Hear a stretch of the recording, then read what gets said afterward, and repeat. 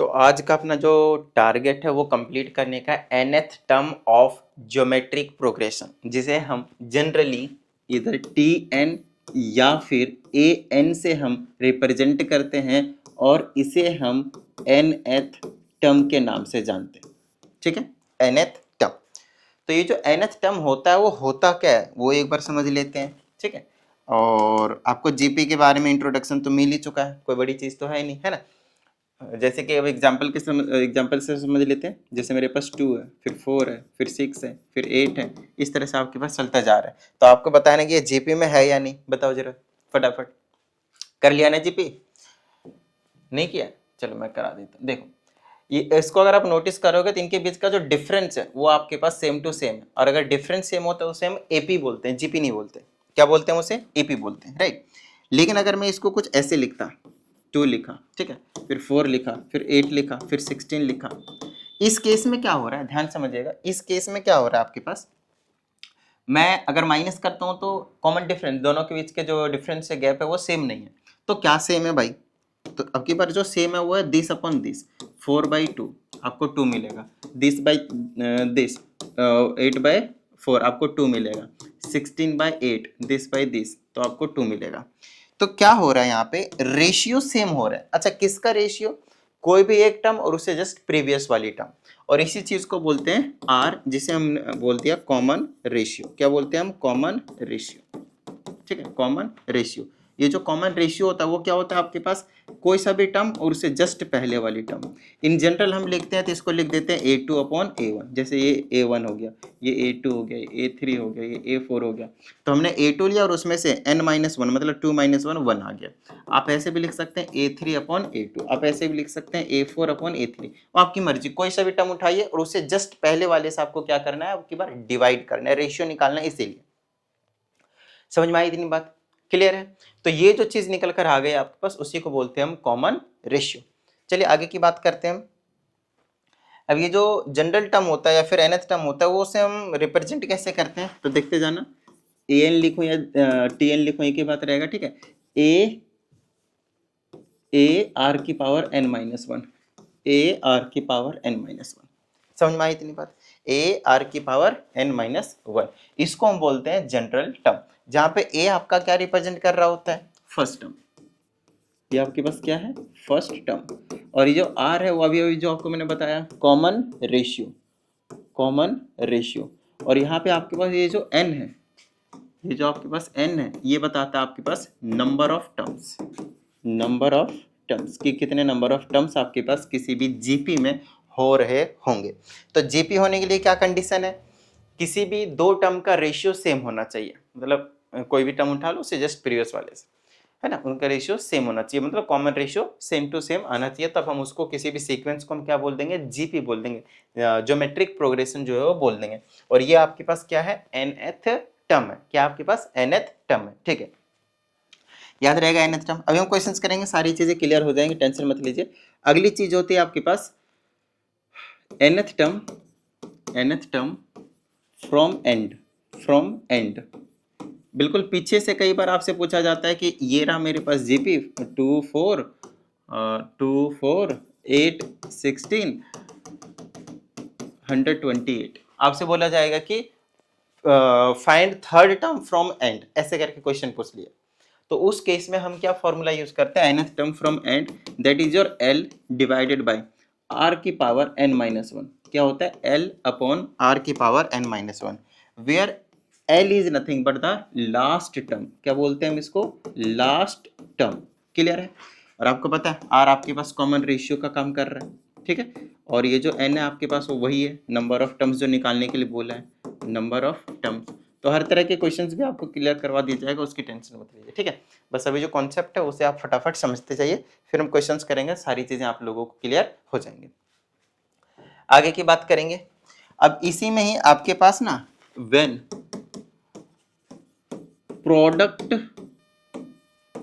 Product of, एक number में 3 terms given, 3 terms given, जब भी कभी आपको किसी भी जीपी में 3 टर्म्स का प्रोडक्ट गिवन होगा, हमने आपको ये कॉन्सेप्ट जो है वो पहले क्लियर करवाया हुआ है। कहाँ पे बताओ, कहाँ पे क्लियर करवाया हुआ मैंने आपको?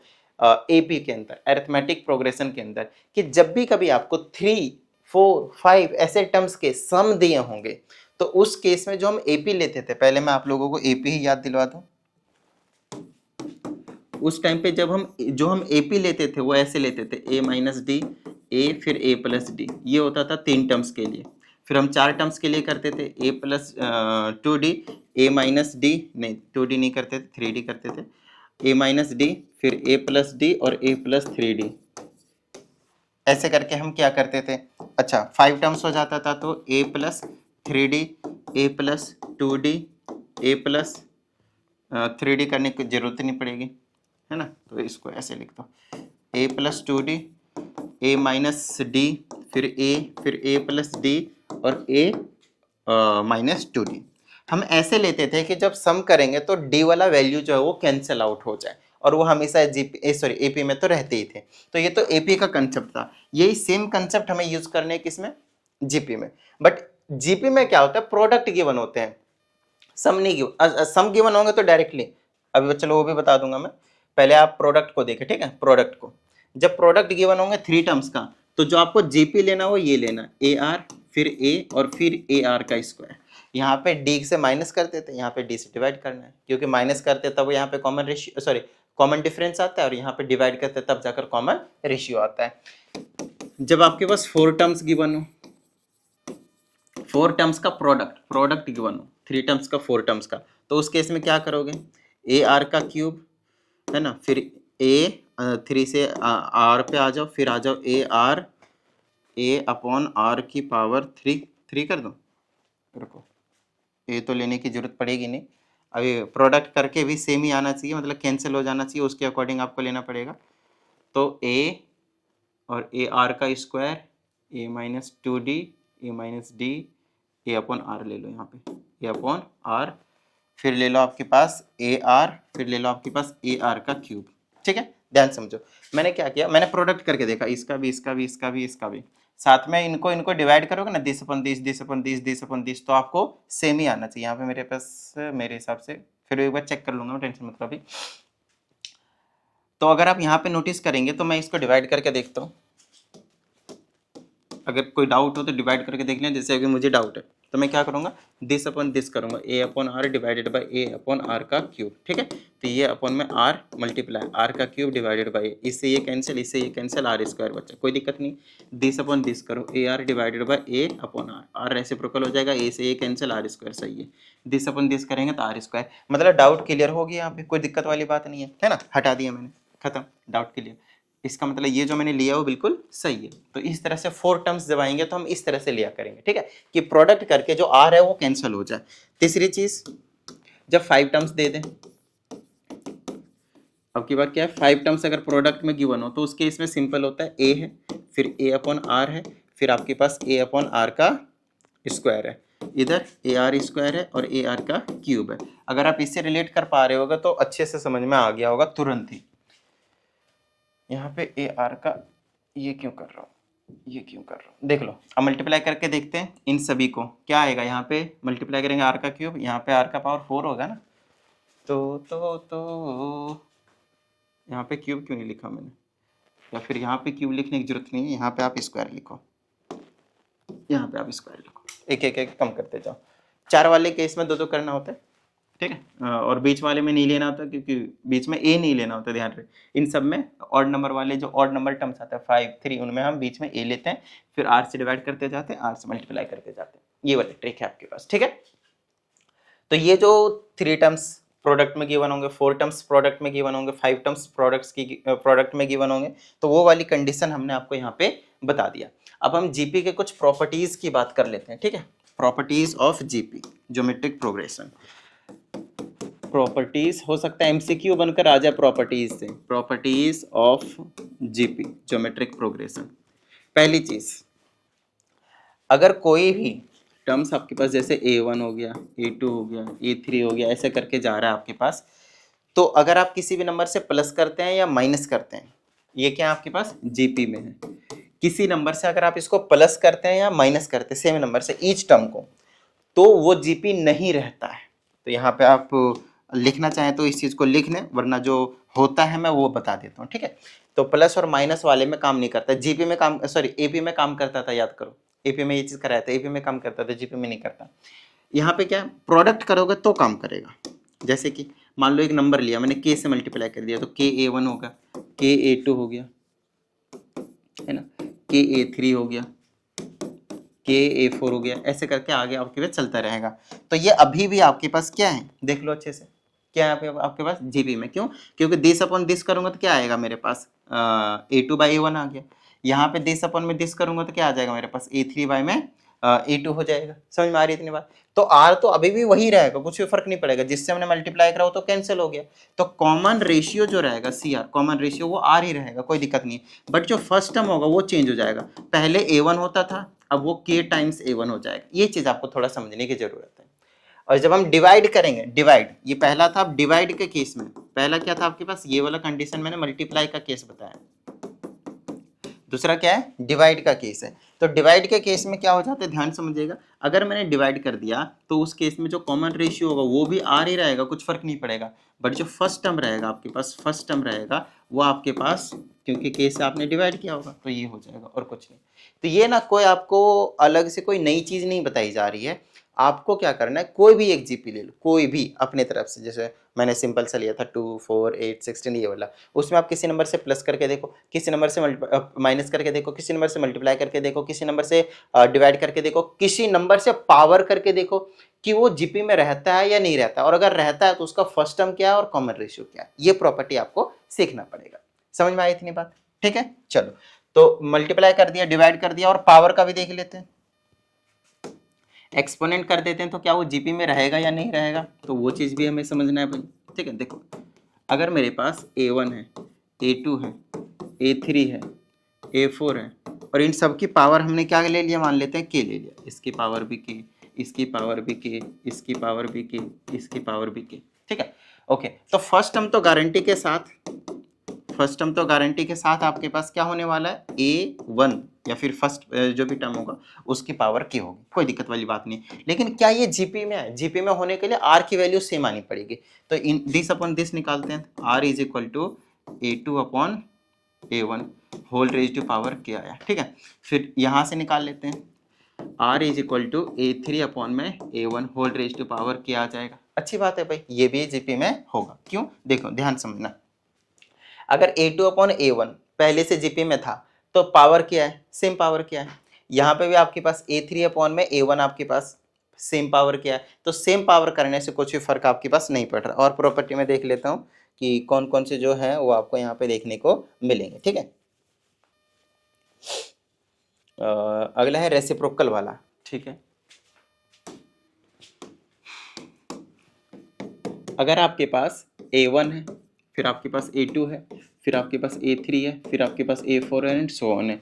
अगर आप इसको रेसिप्रोकल कर देते हैं, a1 1 upon a2 1 upon a3 1 upon a4, तो कोई दिक्कत नहीं भाई, कोई दिक्कत ही नहीं, ये अभी भी आपके पास जीपी में होंगे, जिसमें फर्स्ट टर्म 1 अपॉन a1 हो जाएगा, और जो आपके पास आर की वैल्यू आएगी, आर की वैल्यू वही रहेगी मेरे हिसाब से, देख लेता हूँ, या फिर रेसिप्रोकल हो सकता है।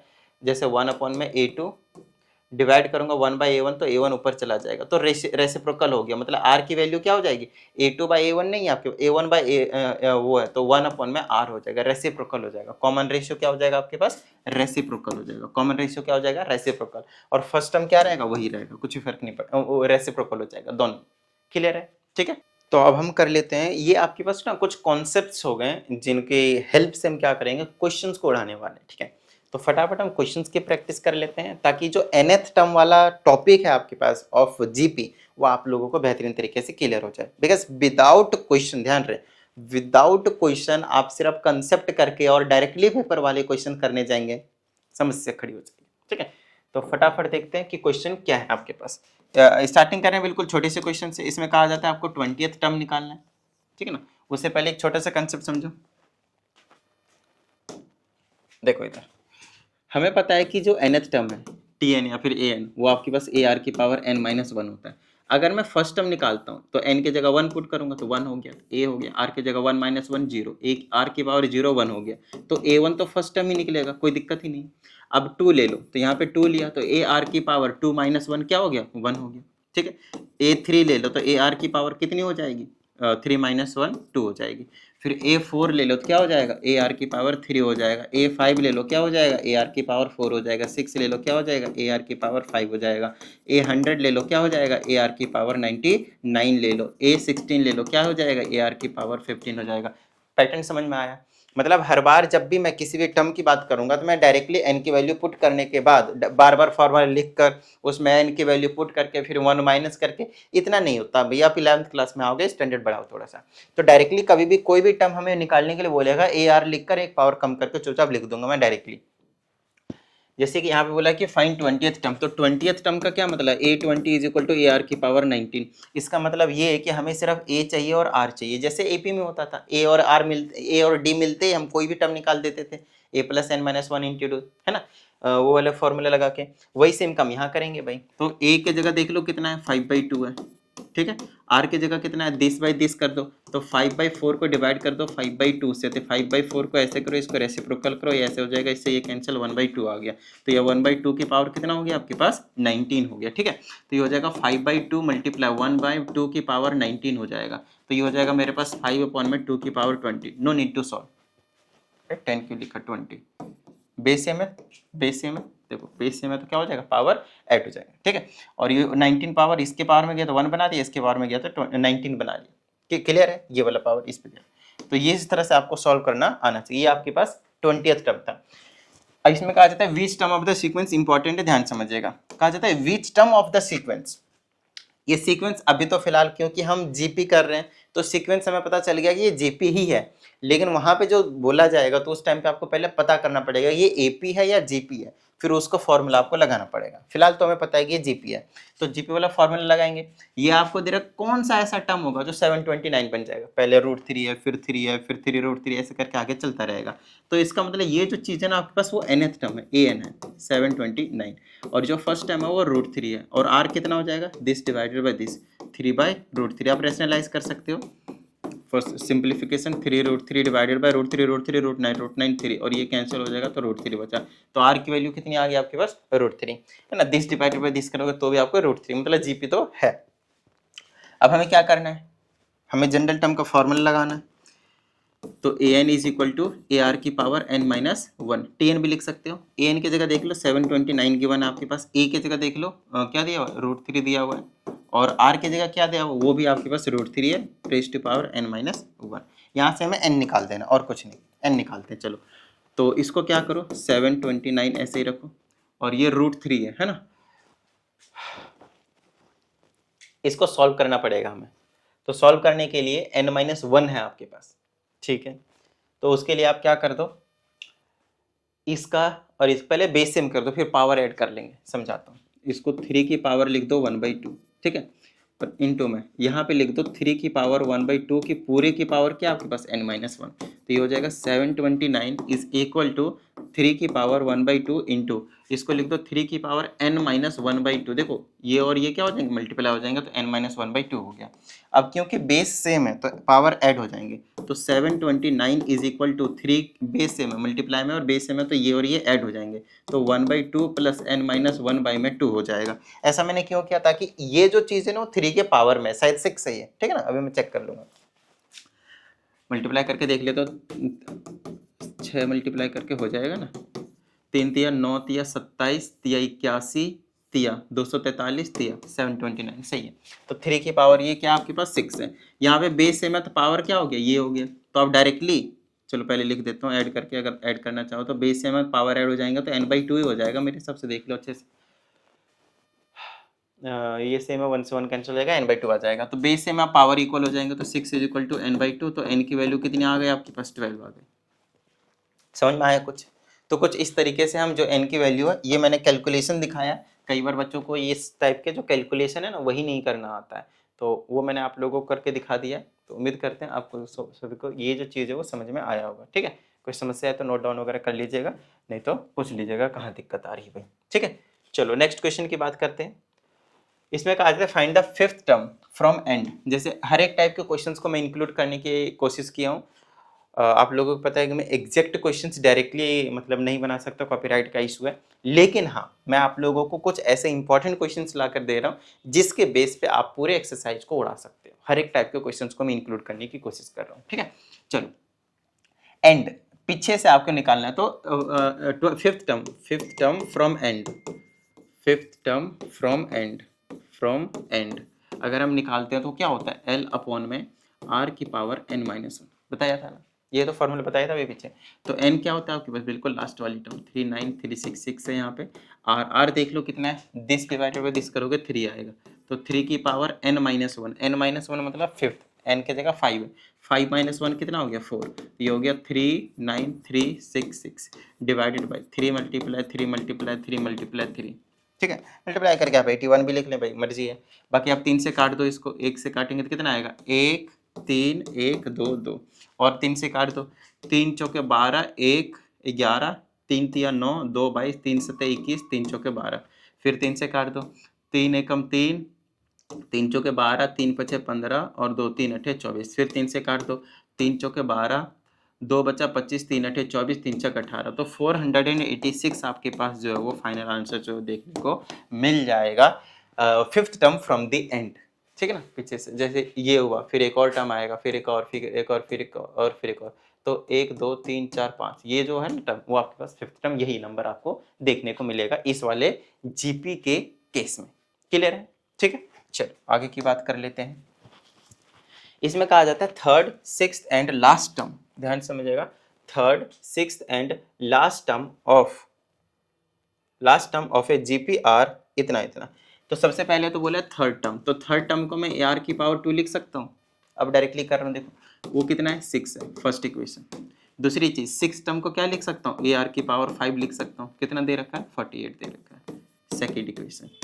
फिर क्या दे रखा है लास्ट टर्म को क्या लिख सकता हूँ, वही लिखना पड़ेगा यार की पावर n माइनस वन। अब n तो हमें पता नहीं है, देख लो n दे रखा है क्या, n हमें नहीं दे रखा है, तो नंबर ऑफ टर्म्स भी निकालना है हमें, इज इक्वल टू क्या दे रखा है 3072, इसको हम थर्ड इक्वेशन बोल देंगे। अब हमें यहाँ से जो है आगे के सारे जो काम है वो हमें करने हैं, तो ठीक है भाई हो जाएगा, कोई दिक्कत वाली बात नहीं। चलो देखते हैं, सबसे पहले आप किसी एक की वैल्यू निकालने की कोशिश करो, सेकंड डिवाइडेड बाय फर्स्ट कर लो। आप पहले क्या कर दो, second divided by first, equation number 2 को आप डिवाइड कर दो इक्वेशन नंबर 1 से। क्यों, क्योंकि दिस अपॉन दिस करूंगा तो ये आ जाएगा ए आर की power 5 divided by A are की power 2 is equal to 48 divided by 6। थोड़ा सा आपको रिलेट करना पड़ेगा एपी से। एपी में जब हमें ऐसा कुछ निकालना होता था तो हम सब्ट्रैक्ट करते थे, क्योंकि वहाँ पे कॉमन डिफरेंस सब्ट्रैक्ट करके निकलता है। यहाँ पे अगर आपको कुछ टर्म्स निकालने होंगे तो आपको डिवाइड करना पड़ेगा, क्योंकि यहाँ पे कॉमन रेशियो डिवाइड करके निकलता है। तो इनको थोड़ा सा रिलेट करके कीजिए, मजा आएगा। इससे ये कैंसिल, इससे ये कैंसिल करेंगे, आर की पावर 3 बचेगा, 6 से काटेंगे 8 बार में कटेगा, आर की वैल्यू 2 आ गई, देख लो आप अच्छे से। बोलोगे सर 2 कैसे, इसको लिख दो 2 की पावर 3, बेस सेम है, मतलब पावर सेम है तो बेस सेम हो जाएंगे, आपके पास आर की वैल्यू 2 हो जाएगी। बताओ भाई कोई समस्या है यहाँ तक, क्लियर है, ठीक है। चलो अब आर की वैल्यू तो हमें पता है, तो क्या मैं ए की वैल्यू नहीं निकाल सकता, देख लो अच्छे से आप। इसमें पुट कर दूंगा ए, इसके जगह 2 का स्क्वायर इज इक्वल टू 6, तो ए इज इक्वल टू 6/4 दिया, हो गया मेरे पास 3/2। हमने ए भी निकाल दिया, हमने आर भी निकाल दिया। अगर हमने ए और आर दोनों ही निकाल दिए तो यहाँ से हमें एन की वैल्यू निकालने में क्या समस्या आएगी, देख लो आप अच्छे से। यहाँ से ए की जगह 3/2 रखूंगा, आर की जगह 2 रखूंगा, पावर में n-1 करूंगा, इज इक्वल टू 3072 करूंगा। बताओ कोई समस्या, ठीक है यहाँ तक।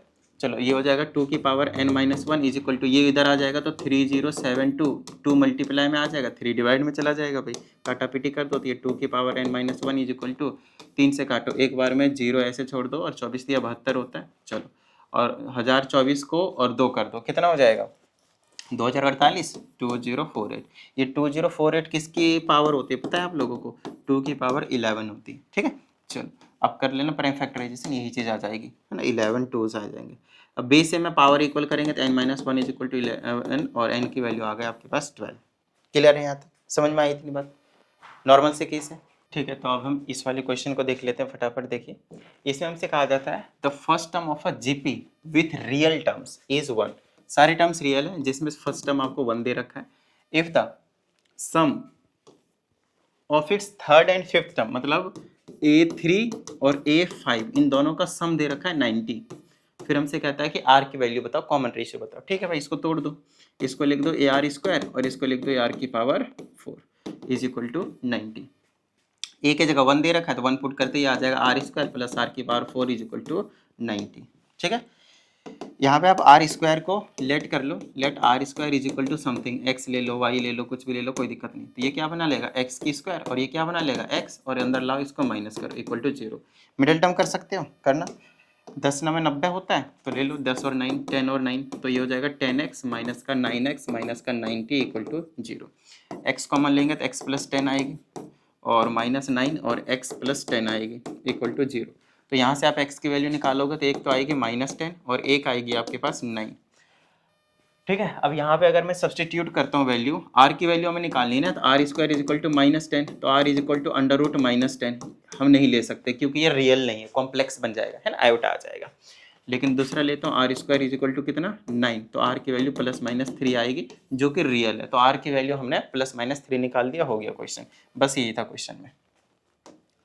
और इस वाले क्वेश्चन की बात करते हैं, इसमें हमसे कहा जाता है find 3 terms in GP whose product. देखो अभी कंसेप्ट बताया था ना मैंने आप लोगों को कि जब भी कभी आपको जीपी के टर्म्स प्रोडक्ट में गिवन होंगे तो किस तरीके से हमें टर्म्स को लेने होते हैं, है ना। यहाँ पे दे रखा है 3 टर्म्स का सम दिया है ना, 3 टर्म्स का प्रोडक्ट। तो उस केस में हमें लेट करेंगे, let GP is equal to, अभी बताया ना तो पीछे ए अपॉन आर, ए पहले कंसेप्ट आप अच्छे से क्लियर कर ले तभी अब आगे आए तो अच्छे से समझ में आएगी। ठीक है, तो तीनों का प्रोडक्ट बोला A R multiply A are कितना हो जाएगा 216, फर्स्ट इक्वेशन। चलो फर्स्ट इक्वेशन करने से पहले ही आप सीधा काट दो इसको, आर से आर कैंसिल हो गया, यहाँ पे ए की पावर क्यूब, इसको लिख दो 6 की पावर क्यूब, तो ए की वैल्यू 6 आ गया, देख लो आप अच्छे से। ठीक है, यहाँ तक ए की वैल्यू आपको तुरंत दे देगा, लेकिन दूसरे वाले इक्वेशन से आपको हेल्प मिलेगी और वहां से आपको आर की जो वैल्यू है वो देखने को मिलेगी। ठीक है, चलो तो यहां से हम क्या करेंगे, दूसरे वाले में क्या बोले, sum of their products, sum of their products in pair. पहले पेयर में प्रोडक्ट करो फिर उनका सम करो, समझाता हूं। फर्स्ट सेकंड थर्ड है, पहले दो का प्रोडक्ट, ठीक है, फिर इन दोनों का प्रोडक्ट, ठीक है, फिर फर्स्ट और लास्ट का प्रोडक्ट और इन सब का सम, वो कितना है 156। ऐसा कंडीशन आपके पास दिया है। आपको मैं बता दूं इस टाइप के क्वेश्चंस इंपॉर्टेंट होते हैं।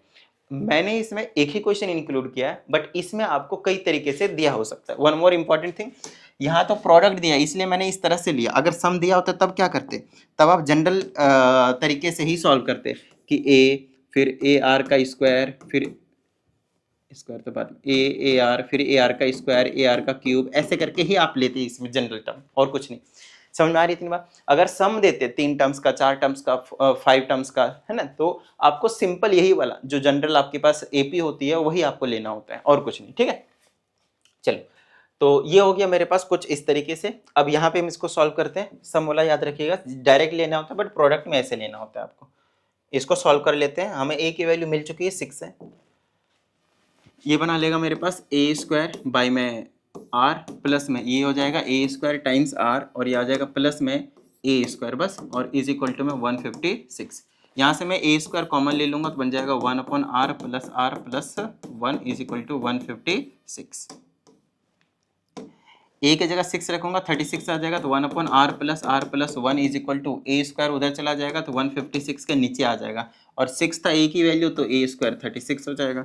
काटा पीटी आप कर सकते हो, तो ये हो जाएगा 1 अपॉन आर प्लस इसको हटा ही देता हूँ, 1 उधर भेज देता हूँ, इसको काटा पीटी कर लूँ, 6 से कटेगा क्या, कट जाएगा, 6 दूनी 12, 3 बचा 6 छक 36, 6 छक 36 तो 13 बटे में 2 से काट रहा हूँ 3 तो 13 बाई में 3।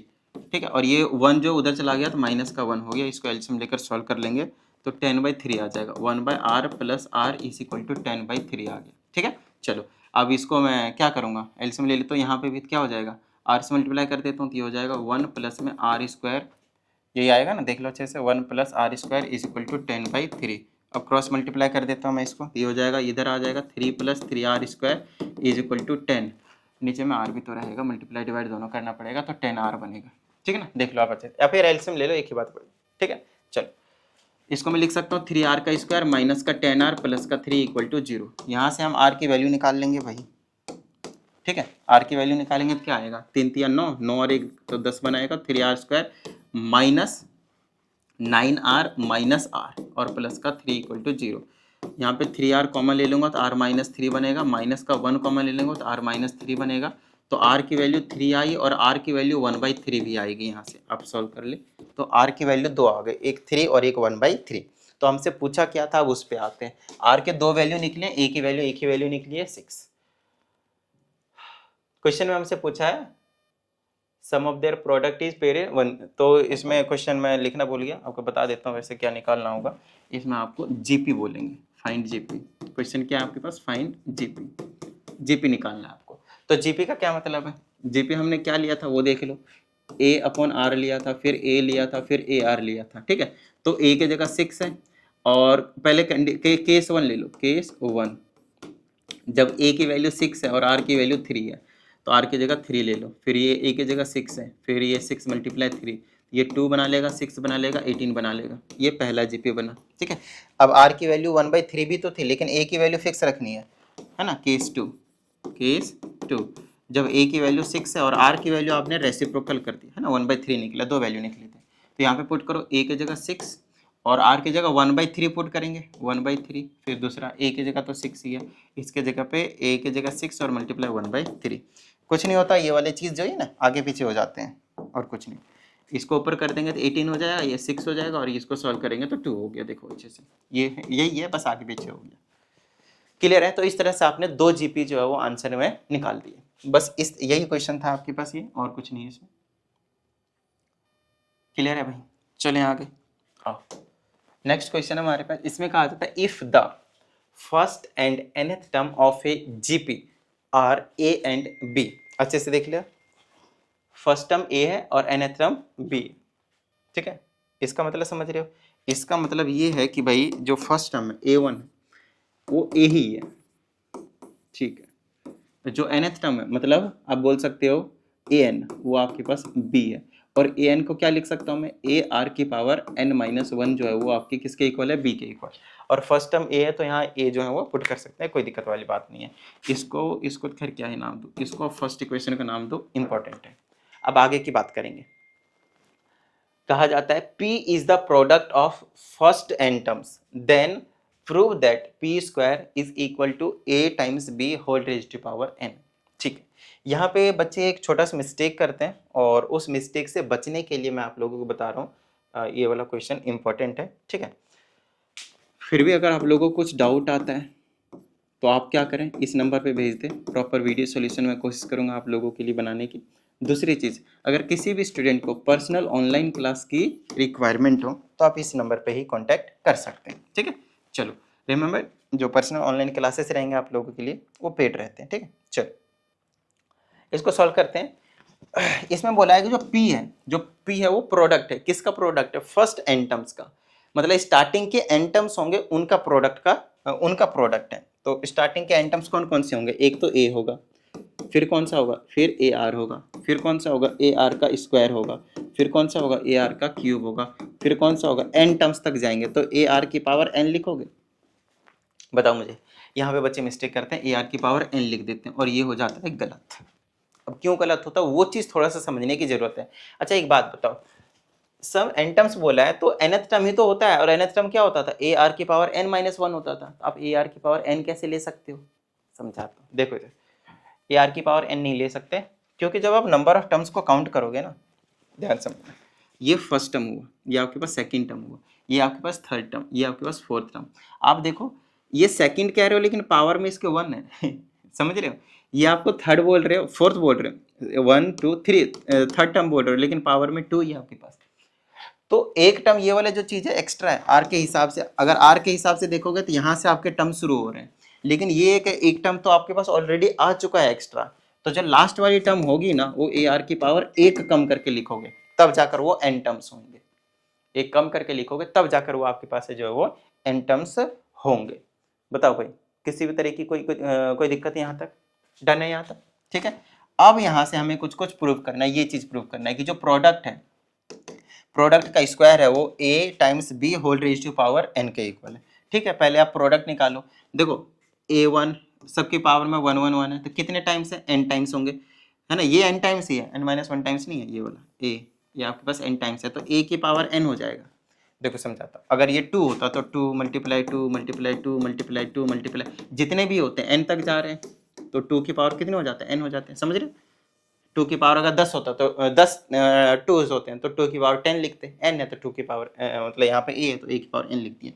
अब r देखो, r क्या हो रहा है आपके पास, r की पावर 1 है, फिर 2 है, बेस से मैं पावर ऐड कर रहा हूँ, बेस से मैं पावर ऐड कर रहा हूँ, 2 है, फिर 3 है, फिर 4 है, फिर 5, ऐसे करके कहाँ तक जा रहा है आपके पास, n-1 तक ऐड करना है, कहाँ तक ऐड करना है, n-1 तक। और इसी चीज को क्या कह रहे हैं, p कह रहे हैं, p is the product of this GP of till n terms, ये हमें बता रखा है, ठीक है। चलो इसको सॉल्व करते हैं,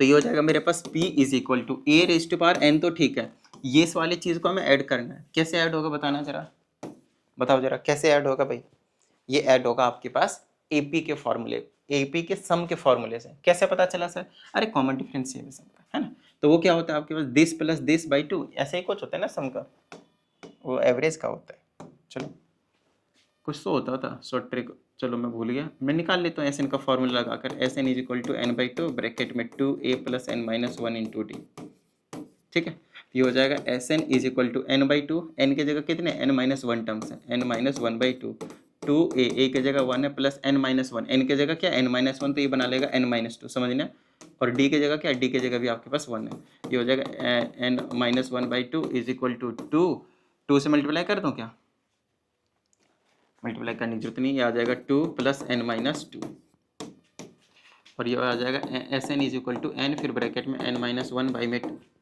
देख लो एक बार अच्छे से कि इस तरीके से हम क्या करते हैं, एस एन का फॉर्मूला लगाकर यहाँ पे सम जो वो निकाल चुके हैं, समझ में आई इतनी बात, प्रोडक्ट होता था क्या, चलो छोड़ो, ये चीज़ निकल कर आ गया आपके पास सम का, तो यहाँ पे पावर में आपके पास क्या लिखा जाएगा, n ब्रैकेट में n-1 बाई में 2, कुछ गड़बड़ लग रहा है मुझे तो शायद, n की जगह n-1 by 2, 2a plus n-1 -1 करेंगे n-2 इंटू डी, ठीक है, सही किया ना, 2 कैंसिल, n आ जाएगा n, सही, चलो अब ये यहाँ, अब हमें ये जो प्रूव करने के लिए दिया था वो चीज़ हम प्रूव कर देते हैं, क्योंकि हमने p निकाल लिया है, क्योंकि हमने यहाँ पे p निकाल लिया, ठीक है। चलो हमें प्रूव करना है p square is equal to a into b raise to power n, ये दोनों इक्वल है, तो पहले LHS निकालते हैं, LHS में क्या है p स्क्वायर, तो इसका स्क्वायर करेंगे तो ये आ जाएगा a की पावर n, फिर r की पावर n ब्रैकेट में n-1 बाई में 2 का होल स्क्वायर, ठीक है यहाँ तक।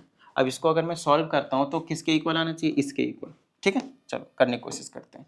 सबसे पहले कोशिश करेंगे, पावर में n है तो पावर में n भेजो, तो आप क्या करोगे, ये वाले 2 ना इधर ले आओ, a की पावर 2n लिखो, और r की पावर यहाँ पे लाऊंगा तो 2 से 2 कैंसिल हो जाएगा, 2 से मल्टीप्लाई होगा ना ये वाला, तो 2 से 2 कैंसिल हो जाएगा, ठीक है ना, कैसे, ऐसे पहले लिख देते हैं, चलो r की पावर n ब्रैकेट में n-1 बाई में 2, बेस ये वाला देखो a की पावर m होल की पावर n, तो पावर मल्टीप्लाई होते हैं, 2 से 2 कैंसिल हो जाएंगे आपके पास। चलो अब इसको और मैं कैसे लिख सकता हूँ, इसको मैं लिख सकता हूँ a raise to power 2n, और r की पावर क्या बचा n-1।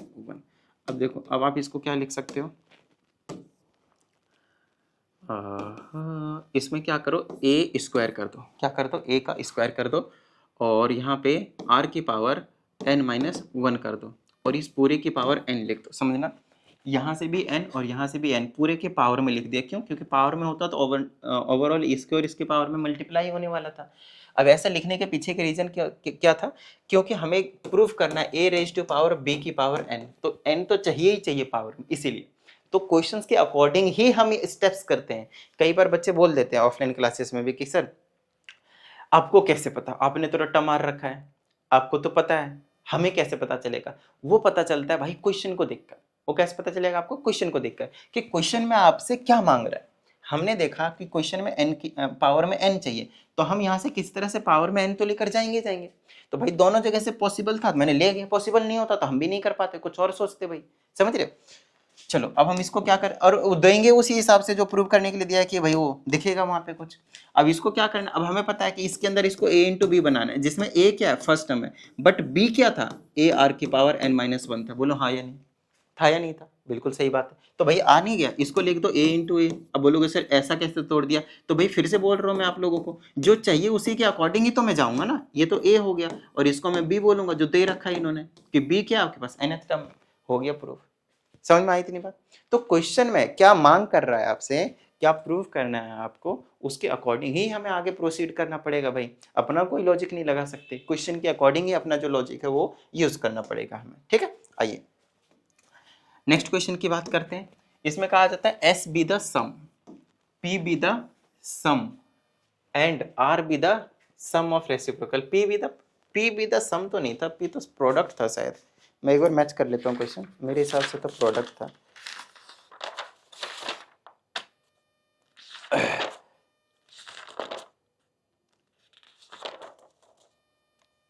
कहाँ है भाई?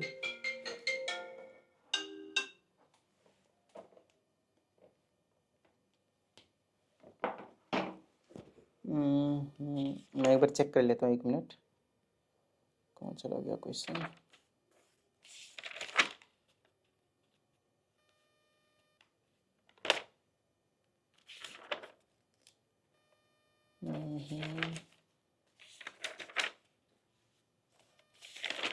यार क्वेश्चन ही नहीं दिख रहा अब तो।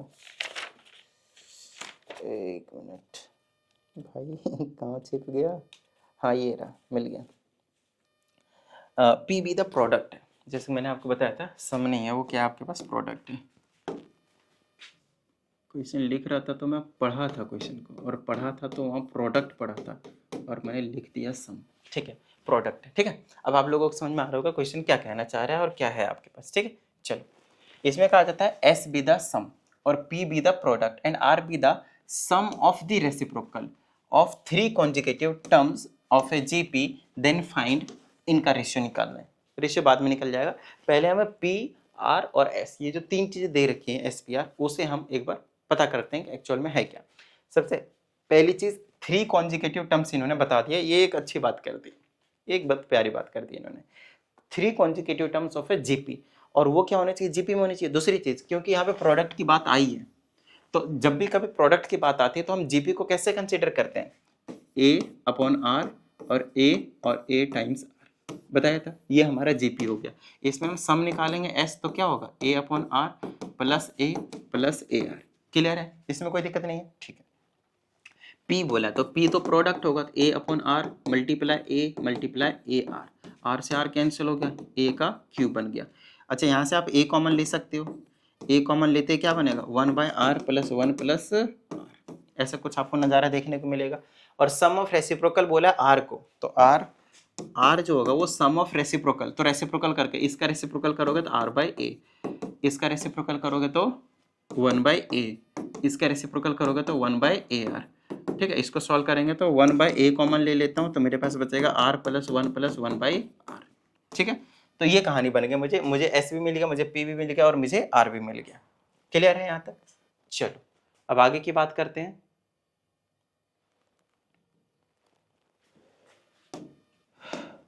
आगे क्या है मेरे पास? पी स्क्वायर आर का क्यूब और एस का रेशियो निकालना है। तो रेशियो किसका किसका है मेरे पास? पी स्क्वायर है, आर का क्यूब है और एस का भी क्यूब है।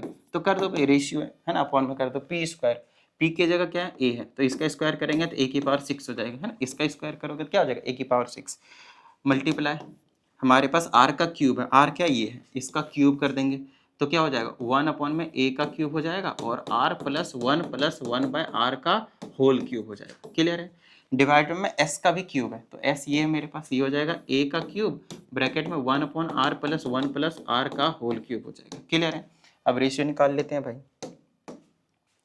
यहाँ से देखोगे तो इससे ये कैंसिल हो जाएगा और इससे ये आपस में कैंसिल करेंगे तो ए की पावर 3 बनाएगा, ए की पावर 3 ऊपर है, ए की पावर 3 नीचे, कट जाएगा तो 1:1। रेशियो कितनी आ गई आपके पास? 1:1।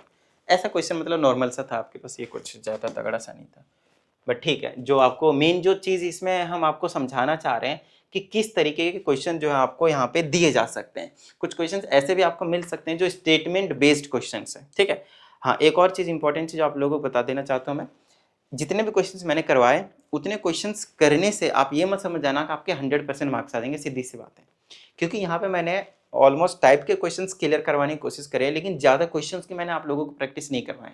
तो आप लोगों को क्वेश्चंस की जो प्रैक्टिस है वो करनी ही पड़ेगी, मतलब करनी ही पड़ेगी। समझ में आ रही है बात? बिना क्वेश्चंस की प्रैक्टिस के बात नहीं बनेगी आप लोगों को, ठीक है। तो ये चीज़ कर लीजिएगा, और तो बाकी सारी चीज़ें ठीक है। बिना प्रैक्टिस के बात नहीं बनेगी, मतलब एक्स्ट्रा क्वेश्चंस की प्रैक्टिस करनी पड़ेगी। आप लोगों को कुछ डाउट आता है तो वो डाउट आप भेजो, जैसे कि नंबर मैं आप लोगों को हमेशा दे रहता हूँ, आप लोगों को प्रॉपर वीडियो सॉल्यूशन जो वो देखने को मिल जाएगा। चलिए, उम्मीद करते हैं आप सभी को सभी चीज़ें क्लियर हो गई होंगी। तो प्रैक्टिस करते रहिएगा, मिलते हैं अगली वीडियो में। जय हिंद।